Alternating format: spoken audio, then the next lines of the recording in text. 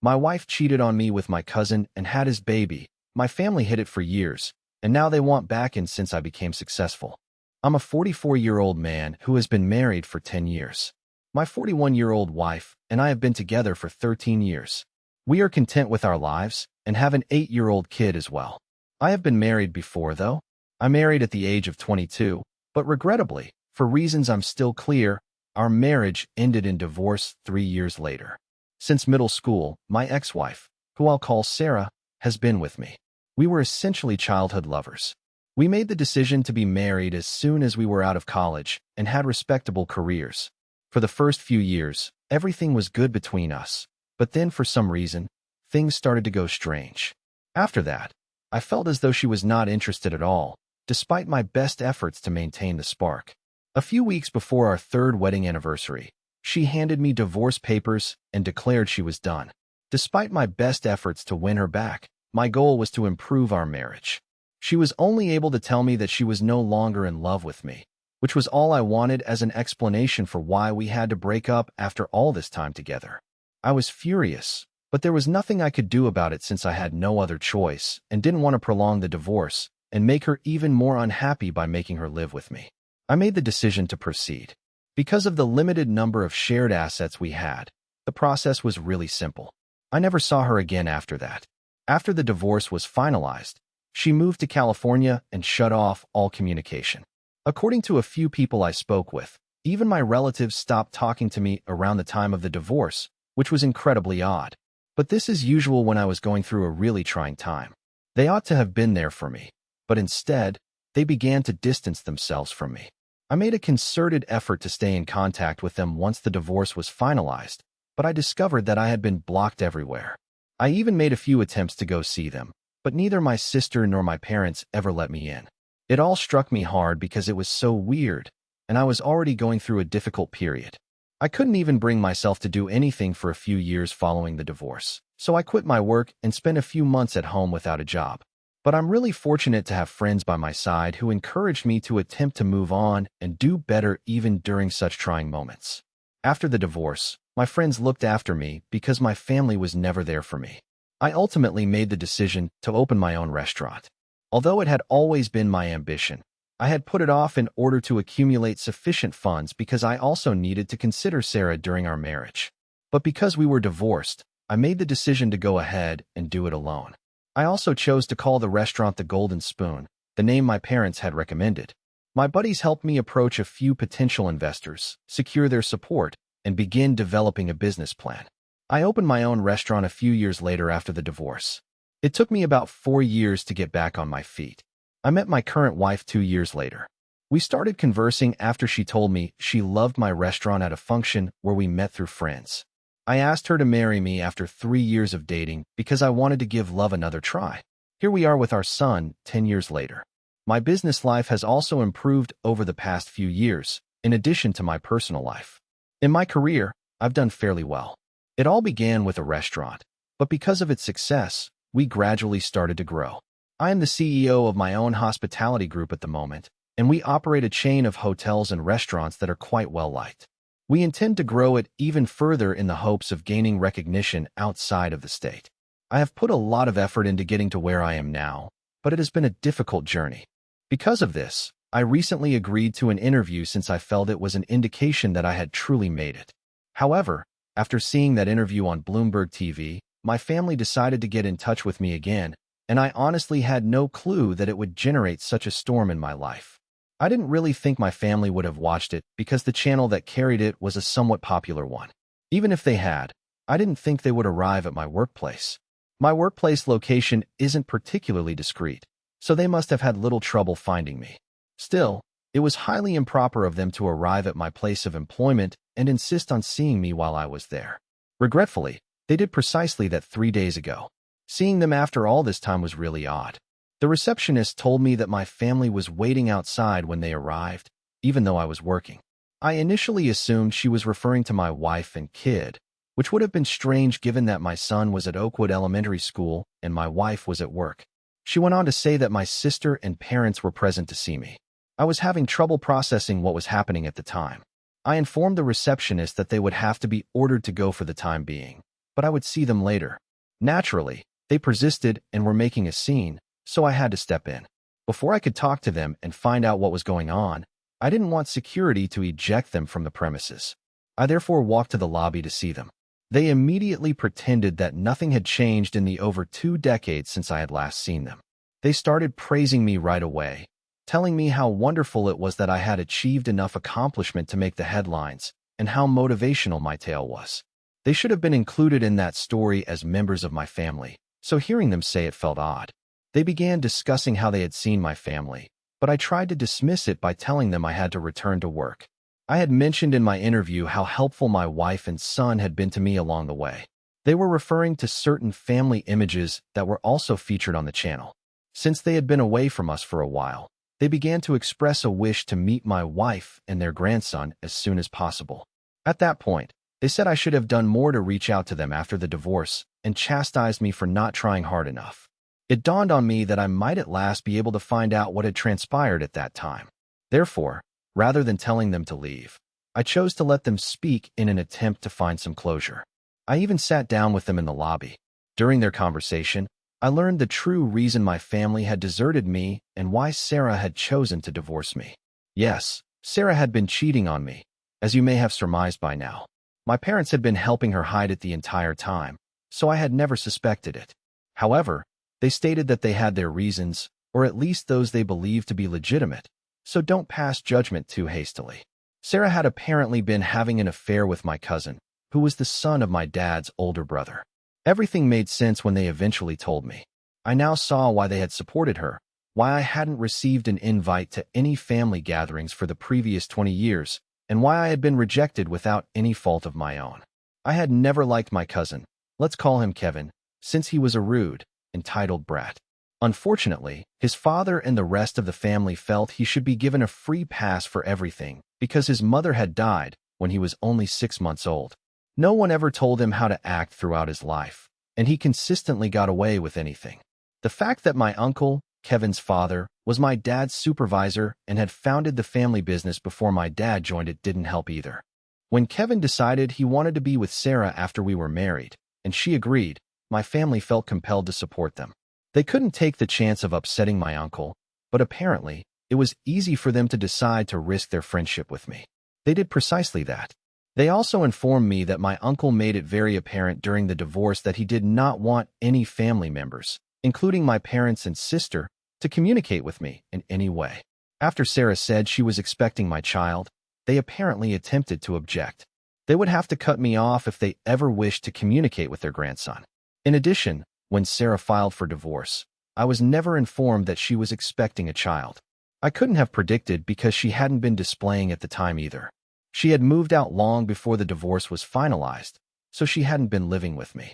Therefore, even before my son was born, I was unaware that I had become a father. It seems that my daughter, who is now almost 20, believes Kevin is her biological father, even though she has never met me. In any case, my parents told me this about what actually occurred all those years ago. It felt like I was being told a story, and I was hardly able to process any of it at the time. To acknowledge that this was my reality, I had to pinch myself. My family thought that by achieving job security and establishing a bond with their granddaughter, they had effectively cut me off. They had cut me off because, in my opinion, they were simply cowards. They could have simply told me the truth and let me deal with it, but instead, they decided to be scared of my dad's brother, acting as though he could do more than just drive my father out of the family business. My dad could have taken legal action in retaliation even at that point. I honestly can't think of a reason why you didn't notify me about Sarah's pregnancy or the fact that I have a daughter. They sat on this for 20 years without saying anything until they realized I was doing well in life. They suddenly felt a great deal of pity for everything and wanted to make amends with me. Sadly for them, I was able to see through their deception. I told them I needed them to go as soon as they were done telling me everything, because I didn't have the capacity to forgive them right now after what they had just told me. Since we were seated in my workplace's lobby and I didn't want to start a fight, I made an effort to be polite. I couldn't, however, rely on others to act similarly. As soon as I told them to go, they began complaining that I should consider their point of view and how challenging the situation had been for them as well. I informed them that I was positive they were only contacting me now because they wanted a share of my success. They strongly rejected it. My sister even went so far as to argue that they were the reason I was successful in the first place, as they had come up with the name for the golden spoon back when it was still just a dream. Given that they hadn't helped me over the years and that I had created everything on my own with the assistance of my friends rather than them, I thought it was rather brave of her to make such a claim. It wasn't enough for them to claim credit for my accomplishment just because they suggested a name. I laughed at her because the idea was so ridiculous. I threatened to have her and my parents ejected from the building if they didn't leave right away.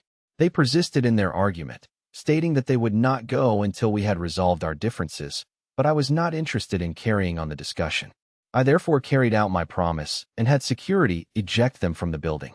As they were being led away, they were obviously very unhappy and tried attempting to convince me that they had no other option.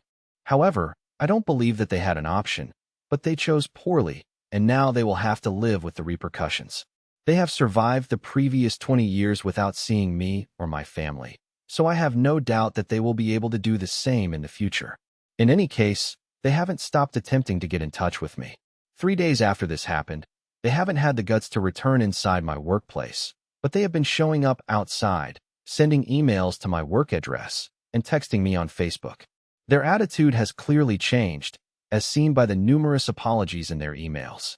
They appear somewhat agitated as they wait for me to stop for them outside my place of employment. However, I ignore them and simply drive past. I almost feel sorry for them now because of how horrible things have gone. To be honest, I've discussed this with my wife because no matter what I do about my family, we still need to consider my daughter, whom I was unaware of until a few days ago.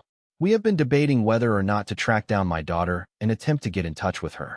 We also have to deal with my family, who I don't think will leave until they have another opportunity to talk to me. My wife believes that perhaps I should invite them over and have a conversation with them in order to at least try to resolve the issue. Since this circumstance isn't healthy for my emotional health, she thinks it might help get rid of all the toxicity. But I'm not personally interested in doing it. Given everything I've learned and what I'm going through right now, I don't have the mental capacity to deal with them, so I just want to keep ignoring them until they go away. We are struggling greatly to decide how to proceed and handle this after 20 years of no communication. I also question whether I'm wrong for not wanting to give my parents another chance to talk. Update 1. A week and 3 days have passed since my initial post, and my spouse and I have made the decision to keep ignoring my relatives. Fortunately, they haven't been showing up to my place of employment for the previous several days. This is most likely due to their fatigue or fear of security. In any case, I'm glad it was much simpler for me to quit thinking about them after they stopped visiting. It appears that I was feeling guilty about how I was handling the matter because of their presence. I no longer feel bad about not responding to their texts. No matter how many times they apologize, nothing will change. No amount of apologies will make up for the fact that they have failed me as a family. I'm not even bothering to block them anymore, even though they've kept sending messages from different accounts and email addresses. What's the point? I'll continue to ignore them even if they try to apologize by making new accounts. We'll see how long they can continue this. Let's go on to the other problem we are facing, my daughter. Neither my wife nor I knew how to handle the matter. My parents told me where she attends Ohio State University throughout our talk, so we have her name. I haven't taken any action yet, but my assistant was able to locate her social media profiles. I am unsure if it is appropriate for me to contact her, and I'm unsure of how to inform her that I am her biological father. I can't just walk up to Sarah's house and demand custody or anything because she's not a kid. Furthermore, given what I've learned about Sarah, I'd prefer not to have her involved in this at all. I no longer have any regard for that woman or my family as a whole because they are all cowards with no courage, and I don't want anything to do with them. I can't say the same for my kid, though. She is still my biological daughter, regardless of who reared her. Please let me know if you have any suggestions about how to approach her, or if I should even be doing this. I also want to thank everyone who left a remark on my first post. I hope you can help me again because your advice has been incredibly useful. Update 2. My wife and I made the decision to move ahead after reading the comments on my last update. Waiting for the ideal moment or chance to get in touch with my daughter was pointless. We had to remove the Band-Aid and finish the job. We thought it wouldn't be appropriate to fly out to her because she lives in Texas, so we chose to message her first and see how things work out. We messaged her on Instagram and gave her the most polite explanation possible. We are merely awaiting a response at this time. She will undoubtedly find it difficult to accept, just as it is for me. The fact that my wife has been so understanding of my efforts to reconnect with my long-lost kid from my previous marriage is beyond me. We're trying our best, but I'm sure it's bringing up a lot of complex feelings for all of us. I would love to establish a relationship with my daughter. Therefore, I sincerely hope she responds. My parents haven't visited my place of employment in a long time. They wrote me a lengthy email yesterday in which they expressed their sincere regret for everything and they want to mend our friendship. They only required one opportunity. Additionally, they indicated they would wait for me to get in touch with them before contacting me again. To be honest, I'm a little relieved that they finally understood that I don't want to talk to them at this time. The last thing I need is for them to add additional drama to my already full plate. All I can hope for now is that they follow through on their promise and don't get in touch with me again. I will talk to them myself if I feel ready or want to at any time, but at this point, it doesn't appear probable that this will occur anytime soon. The situation has only gotten worse now that I know the true reason they haven't spoken to me in 20 years. I don't think the feeling of betrayal and hurt will go away anytime soon. There was at least one positive outcome from this. I learned more about my daughter, and I'm hoping she will choose to give our relationship another shot. In case she doesn't want to speak with us, I haven't yet told my kid about her.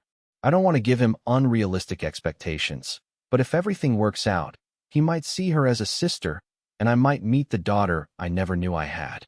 Right now, I'm feeling a lot of different emotions, and I'm making a lot of effort to control them. Update 3. I made contact with my daughter on Instagram approximately 2 weeks ago. I messaged her telling her everything about myself and our relationship. I finally got a response today after waiting for 2 weeks. She only mentioned that she had discussed me with her mother and that she had discovered that I am her biological father. She was shocked by this, of course. She had no notion that she wasn't Kevin's daughter and had thought he was her biological father for the last 20 years. She also told me that she wanted to see me and my family after learning the real tale of how her mother and I got to be this way. Since she doesn't have the money to visit us at this time and isn't talking to her family, we are taking a plane to see her this weekend. She didn't go into too much detail, but Sarah first attempted to deny the message when she challenged her about it. But in the end, she had to be honest with her. Since I don't want to talk to Sarah, I sincerely hope she doesn't get in touch with me. I haven't heard from her yet. When my family learned that I had contacted my daughter, they promptly betrayed their word and began attempting to speak with me. My uncle was obviously upset that I found out, and rightfully so, as they had worked for 20 years to make sure I never found out so that their lives wouldn't be disturbed. I've learned that my uncle is blaming my parents. My dad still fears his older brother, despite the fact that he no longer works for him and owns his own company. He has been pleading with me to explain that neither Kevin nor my uncle were involved in my discovery, but I failed to understand the purpose. They are the only ones who could have maintained such a secret, so even if I did, I doubt anyone would believe me. The majority of my family has never been close to me, and they haven't bothered to talk to me in 20 years. It's amusing how frantic they are right now to keep their friendship with my uncle intact, but to be honest, I don't give a damn. I lost out on 20 years of a relationship with my daughter because of them. This, I believe, is the least I can do. Update 4.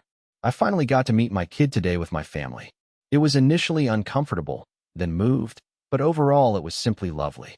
Despite having grown up with two of the worst people I've ever met, she seems to be a decent and caring person.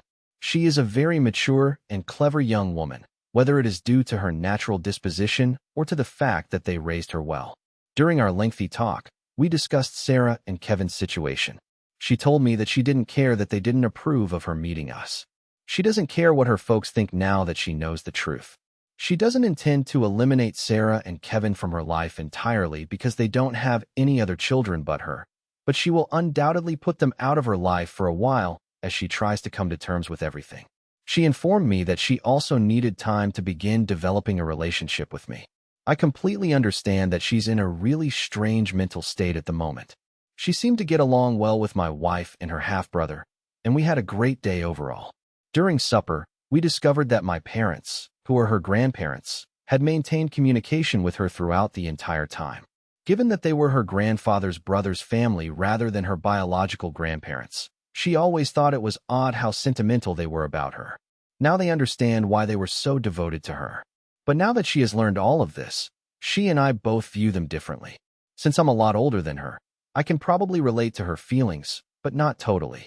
Having been deceived by those she thought were closest to her throughout her life, she is just 20 years old and is likely finding it much more difficult to cope. In any case, we will both need to work on this, and maybe things will improve in the future. We're going to make an effort to make it the greatest it can be. So I know it must be the fact that the meeting went well and that my family and I both seem satisfied after everything makes me very happy. No matter what Kevin, Sarah, or my family have done, I'm also rather happy with the situation. The important thing is that we finally have an opportunity to put things right after all these years, and I'm going to take advantage of it.